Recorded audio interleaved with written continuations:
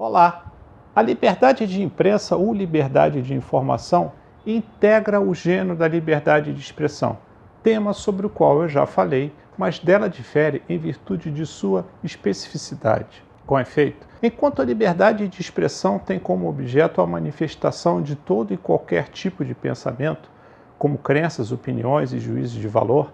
a liberdade de informação está centrada apenas na divulgação de fatos ou notícias. Entende-se, portanto, por imprensa a atividade jornalística desenvolvida por jornais, rádios, emissoras de TV, sites da internet, etc. Ou seja, o que importa é a atividade exercida e não o meio empregado. Estão excluídas, portanto, atividades de entretenimento, bem como a confecção de cartazes, livros ou anúncios. O direito à informação está consagrado na Declaração Universal dos Direitos Humanos, quando diz: todo indivíduo tem direito de procurar, de receber e difundir, sem consideração de fronteiras, informações e ideias por qualquer meio de expressão. Note-se que a liberdade de informação é um direito bipolar, pois destina-se tanto a quem transmite a informação quanto quem a recebe, ou seja, abrange o direito de informar e o direito de ser informado.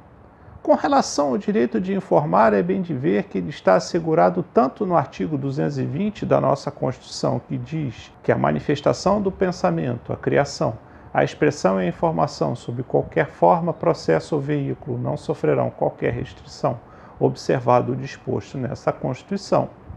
quanto no artigo 5º, inciso 10, ao afirmar que é livre a expressão da atividade intelectual, artística, científica e de comunicação, independentemente de censura ou licença.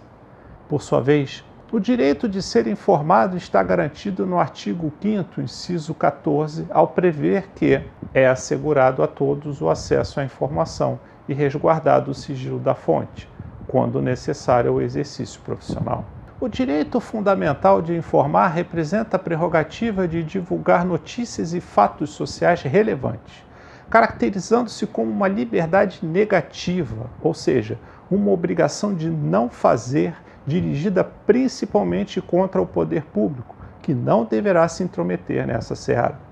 Daí porque a Constituição, como já vimos, proíbe tanto a censura, quanto garante ao profissional de imprensa o sigilo da fonte. Mas como nenhum direito é absoluto, ele possui os seguintes limites: a vinculação ao princípio da verdade, o respeito à vida privada, intimidade, honra e imagem das pessoas,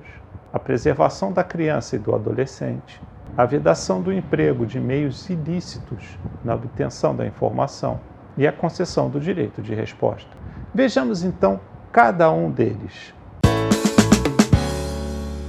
Na liberdade de informação existe a necessidade de que a notícia seja verdadeira, o que não se faz sentir na liberdade de expressão, uma vez que esta possui um conteúdo subjetivo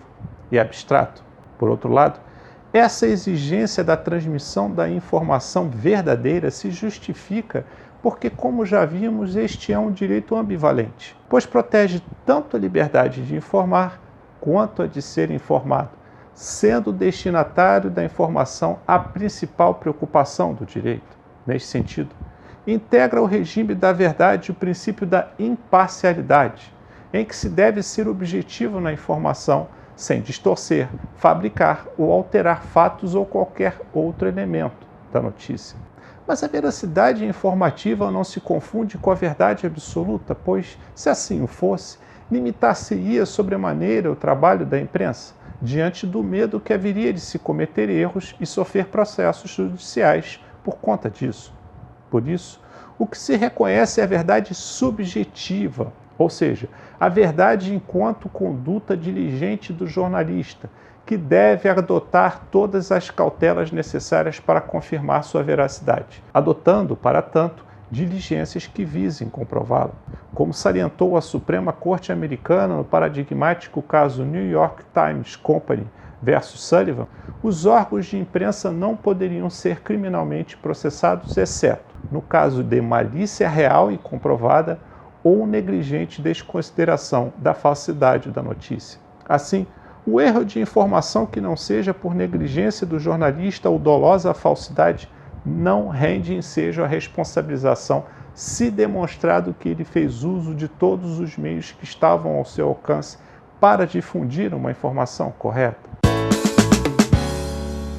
Não basta que a notícia seja verdadeira para que ela seja divulgada, pois nem todos os acontecimentos ocorridos na realidade social são fatos relevantes. É imperioso também que o fato possua interesse público, ou seja, que tenha relevância para a participação dos cidadãos na vida social, bem como para a formação de uma opinião pública pluralista.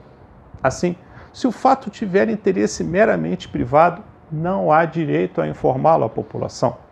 Com efeito, o artigo 220, parágrafo 1º da Constituição, ao resguardar a liberdade de imprensa, expressamente ressalva o artigo 5º, inciso 10, que, por sua vez, prevê que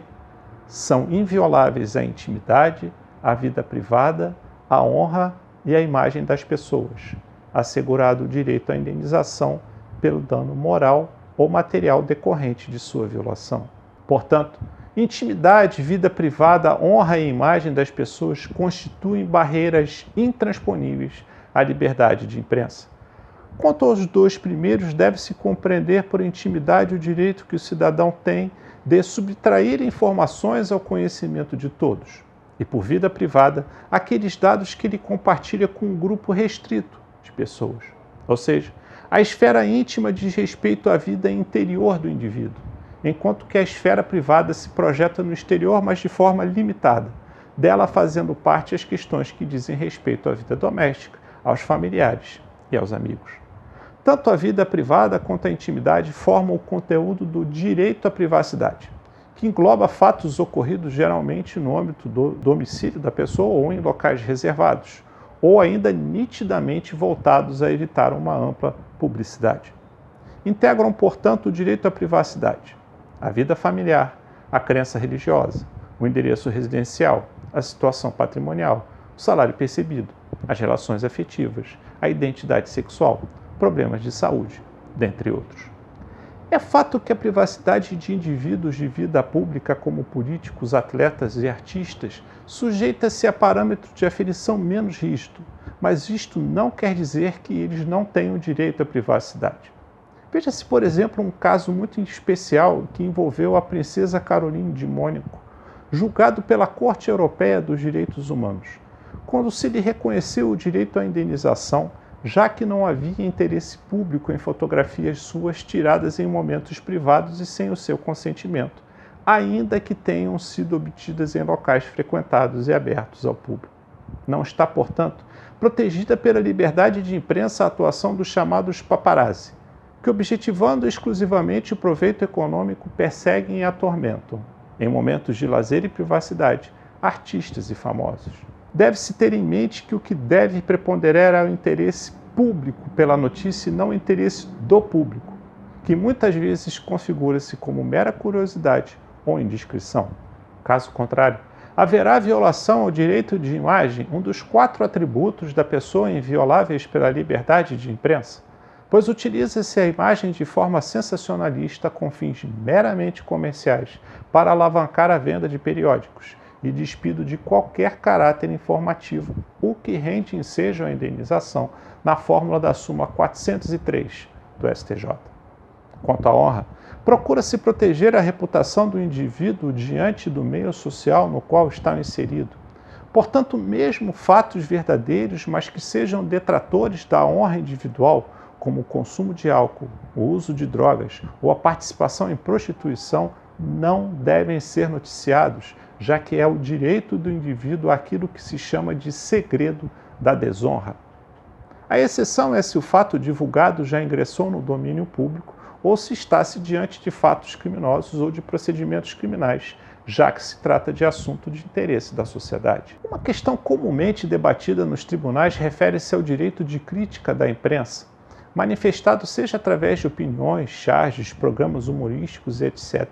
tendo o STF já definido em 2 julgamentos marcantes a sua possibilidade, sendo que num deles ficou estabelecido que o exercício concreto dessa liberdade em plenitude assegura ao jornalista o direito de expender críticas a qualquer pessoa, ainda que em tom áspero, contundente, sarcástico, irônico ou irreverente, o que não impediria eventual direito de resposta e responsabilidade penal e civil pelos eventuais excessos cometidos. Estatuto da Criança e do Adolescente dispõe de um artigo que também limita o trabalho da imprensa em matérias envolvendo menores de idade, reputando como infração administrativa o ato de divulgar total ou parcialmente, sem autorização devida, por qualquer meio de comunicação, nome, ato ou documento de procedimento policial, administrativo ou judicial, relativo à criança ou adolescente a que se atribua ato infracional. Sendo que o parágrafo 1º adverte que incorre na mesma pena quem exibe total ou parcialmente fotografia de criança ou adolescente envolvido em ato infracional ou qualquer ilustração que lhe diga respeito ou se refira a atos que lhe sejam atribuídos, de forma a permitir sua identificação direta ou indiretamente. Se a obtenção da informação advier de meios ilícitos, a notícia não gozará da proteção do princípio da liberdade de imprensa, como no caso de uma interceptação telefônica clandestina, a invasão de domicílio, a violação do segredo de justiça ou segredo de correspondência, e etc. O direito de resposta está regulado pela Lei 13.188, de 2015, e é garantido pelo artigo 5º, inciso 5 da Constituição, ao dizer que é assegurado o direito de resposta proporcional ao agravo, além da indenização por dano material ou moral ou à imagem. O direito de resposta é o direito concedido pela Constituição ao indivíduo de contraditar informação veiculada em matéria jornalística que atinja sua honra, intimidade, imagem ou reputação, na mesma proporção do agravo sofrido, sendo que tal direito também pode ser exercido tanto por pessoas físicas quanto por pessoas jurídicas. Ele permite, portanto, a formação de um contraditório, uma vez que a informação não é privilégio do órgão de imprensa, podendo ser contraditada por quem for prejudicado com a veiculação de um dado equivocado. Eis a liberdade de imprensa, um instrumento imprescindível para a manutenção da democracia, mas, se for mal utilizado, pode acabar com a vida e a reputação de uma pessoa e de toda a sua família. Pense nisso. Muito obrigado pela sua atenção. Fiquem com Deus. Eu espero vocês no nosso próximo encontro.